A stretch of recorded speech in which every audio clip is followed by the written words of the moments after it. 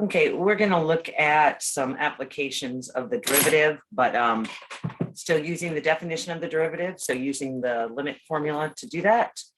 So let's see what we got going on.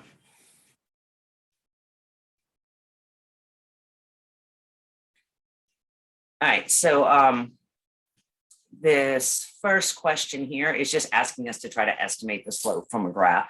So the idea is, again, just to realize what the derivative is. The formula for the derivative comes from, remember, finding the slope of a tangent line to a curve at a particular point. So we called that the instantaneous rate of change previously, but now by estimating the slope of this tangent line, we're also finding the slope of the curve at a particular place. So in this one, they've drawn the tangent line to the curve, and they just want us to try to estimate the slope of it. So slope we know is rise over run. A more calculus way to say that would be change in y over change in x. So that delta just means change. So let's just try to find, I don't know, some good places. How about right there? Looks like it's exactly halfway, and that looks like it's about on there. So let's just kind of approximate it from there. So the change in y, let's see, it goes up 1, 2, 3.5, it looks like. And then the run here is, well, 2. So it's about 3.5 over 2, which is what? About 1.75. It does say it just wants the nearest integer, so we'll just go with 2. So all this is saying is that at, anyway, that y increases by 2 as x increases by 1. So again, just kind of an estimate of it. Let's look at this next one. This is finding an equation for the tangent to the curve at a given point and then sketching that. So we can look at this one. We are finding an equation of a line. Whenever we find the equation of a line, we're going to need to fill in, well, the equation of a line, like using the point slope form. So that's y minus y1. Oops. So that's y minus y1 equals m times x minus x1. Nice slope of a line. Notice there's 3 things we have to fill in here. They actually gave us 2 of them already. So the y is going to be an 8 and the x here is going to be a 4. But we do need to find the slope. And again, we're doing this using the formula for the derivative, the limit formula. So we're going to be finding that the slope is the limit as h approaches 0. Remember, h is the difference in the x value. So he's your run, essentially. And we know that slope is rise over run. So h is exactly your run. It's your change in x. So on the top, we need our change in y. So our second point is going to be whatever x plus h is, because our first point is x. So given the first point being x, h is just the distance to get to the next x. So its value is x plus h. So the y value is f of x plus h. So let's just plug these in. I wrote this in function notation, even though I know this one isn't written as a function. But what we're going to do is just find the limit then as h approaches 0. We're going to plug in an x plus h. Notice that 4 is just a constant. So we can actually just put that 4 out front, kind of just leave it out of the way. So this is going to be x plus h minus x, and then divided by h. So see, we're just plugging an x plus h in and then plugging an x in. Now, if we tried to just put the 0 in right now, we would get square root of x minus square root of x, and h, of course, is 0. We can't have 0 over 0. So what we're going to do then is try to figure this thing out. I'm going to go over to a white screen just real quick. Does that show up there? Oops, on the white screen. Yeah. Okay. So let's just look at it here. We need to play with this. And the way we're going to do that is by multiplying by a special number 1, that being the conjugate of the numerator in this case. So by multiplying by this conjugate, on the top, notice if you were to FOIL this, you're just going to get the square root of x plus h squared minus the square root of x squared. And then on the bottom, I'm just going to leave this. I'm not going to multiply this through. So let's just leave it like that. So now we can come up here. Oh, I guess I didn't want to delete that, but we can come up here and see that we've got 4 times the limit as h approaches 0. This is really just x plus h minus x. And then on the bottom, we've got this h, square root of x plus h, plus square root of x. So now if you notice, this is x minus x, that's just 0, that's gone. And then if you look at all that's left on top is this h, and he actually will divide out with the h on the bottom, leaves a 1 on the top. So we've got 4 times the limit as h approaches 0 of just 1 over root x plus h plus root x. So now let's try plugging that 0 in for h again. If we do that now, we get something nice, right? So we get that the slope is 4 times 1 over square root of x plus the square root of x. That's 2 square roots of x. So that gives me 2 over root x. And then remember, x was 4. So if we evaluate this where x is 4, we're just going to get 2 over the square root of 4, which is 1. So that was kind of nice. All right, so now let's just put that all together. We were trying to find the whole equation of the line. So remember, we had y minus 8 equals m times x minus 4. So then distribute that 1 through and add the 8 over. Did I just get those mixed up? If we add the 8 over, we should get a plus 4 there. So y equals x plus 4. That is, if I recalled the x and y we were plugging in. Yeah, looks good. All right, so we've got the equation of our line as just being x plus 4. Now we got to pick which graph that shows.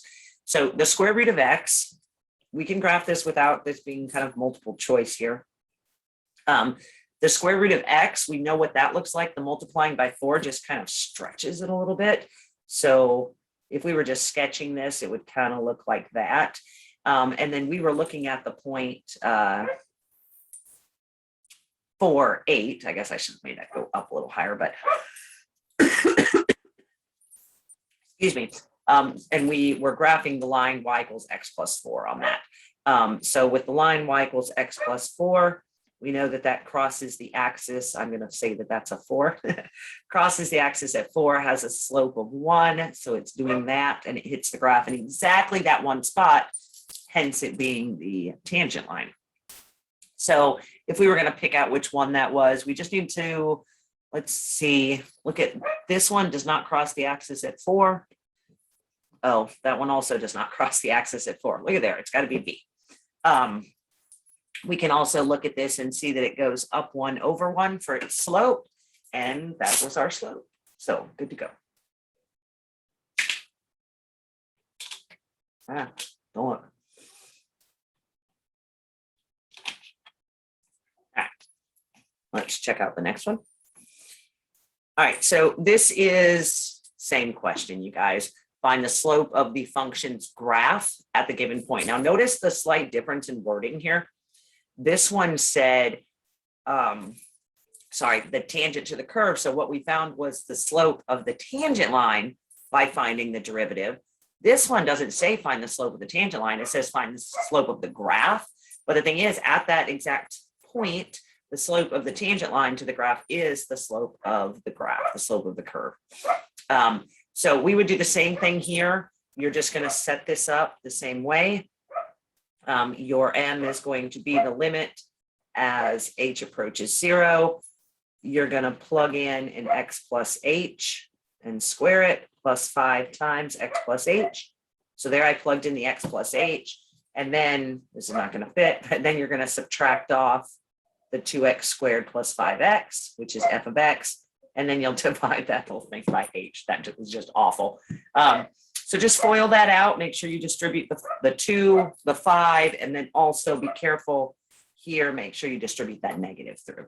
And remember the goal there, or what will happen eventually is that h in the denominator is going to get divided out. And you'll be able to come up with the equation. So you guys can play with that one. Number 4, I believe, is the same question again. Find the slope of the function's graph at the given point, then find the equation. So same question again. This one does have a cubed in it, so just be a little bit careful. Oh, that's confusing. Look, they called the function h. Yeah, I don't like that because we already have an h, right? But just make sure that when you do this, and also remember, it can be a little helpful. What you can do is you can put that -2 out in front, because see what it's going to look like is the limit as h approaches 0. You're going to plug in t, in this case, t plus h, minus plugging in just the t, and then divided by the h. But notice everyone's got a -2, so you could actually pull that out. It might make your life a little bit easier. But yeah, I think I'm going to pull out the -2. See, so now it's just t plus h to the 3rd, which we all know after much practice looks like this. And then I pulled the -2 to the front, so this is a minus t cubed left over. And then all of that divided by h. So notice the same kind of thing happens. We've got this kind of cancellation, t cubed minus t cubed cancels. And then the 3 terms left on top and 1 term on the bottom all have an h in them. So I can grab an h. Oh, that should have been a squared, you guys. I apologize. That's a squared. So I'm going to take one of his. That'll leave him with 1. And leave him with 2, and there our h is gone. Just don't forget about the -2 out front. But anyway, proceed. Let's see, number 5 says find the slope of the curve at the given point. Same question again, you guys. Slope of curve, slope of graph at a point, slope of the tangent line at a point. This is all using that difference quotient, that limit as h approaches 0, f of x plus h minus f of x divided by h. All right, so this one we've got a word problem going on. Let's see. Oh, sorry about that. Sorry. All right, so this one is just, again, understanding what the derivative is. So the first one says, so this is a laboratory experiment. We're growing cells. So notice the horizontal axis. So the independent variable here is time, and the dependent, or the y, or the vertical axis, is p, which is the number of cells, it says. So t is in hours, and we're going to answer a few questions. So the first question is asking what is meant by the derivative p prime. Remember, that's another notation for derivative of 7. So if we look at that, what this means is rate of change, right? So another way to write p prime, thinking about that kind of rise over run idea, p prime of 7 is the same thing as kind of wording it like this, as saying change in p. So it's kind of like delta p over time. But actually, when we do derivatives, we don't write that. We write dp over time. But that's still for delta, right? That's our delta p over delta t, change in this case, number of cells over time. So when it says, when it's asking you what that is at 7, that's at 7 hours. So it's asking about, or it's talking about the change that's occurring at hour 7. But I mean, there's really not much change in cells over time. The rate of change at that particular place, and actually rate of growth, I guess we'd say. So the derivative represents not the average. Remember, this is instantaneous. This is at that point in time. So there it is. So it's B. So the derivative represents the rate of change of the number of cells at that particular time. It's the change in the number of cells over time at 7. So we'd go B on that one. Let's see. Notice C says that the derivative represents the number of cells at t equals 7. If you just wanted to represent the number of cells, you would just say P of 7, right? So P of 7 is what C is doing, just how many cells are there. D is talking about the average number of cells from 0 to 7. Remember, that's the slope of the secant line and looks a little bit different. It's an average rate of change as opposed to an instantaneous. So the units, again, this is in number of cells per, I think it was in hours, right? Yeah, so cells per hour, number of cells per hour. The second question asks about which is larger, the derivative at 2 or the derivative at 5. So again, this is the rate of change, okay, the rate of growth in this case. And we know it's representing a slope. So the larger your slope, the steeper your line. So that's the key there. The larger your slope, the steeper your tangent line is going to be. So if we look up here and kind of think about those tangent lines, what they would look like, the tangent line is kind of horizontalish there. Notice it's getting steeper as it goes up. It's the steepest, like at 7. But this one asks us to compare 2 and 5, I believe.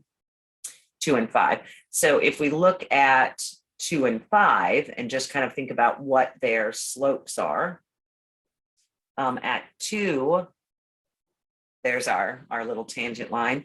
And at 5, there's, well, okay, I purposely, well, okay. Obviously, this guy is steeper, which means he has a larger rate of growth there, right? So he is the steeper line, the larger derivative. So P of 5 is definitely larger. Why is that? It has nothing to do with the value, the number of cells, okay? You could be very steep at the beginning and then level off, right?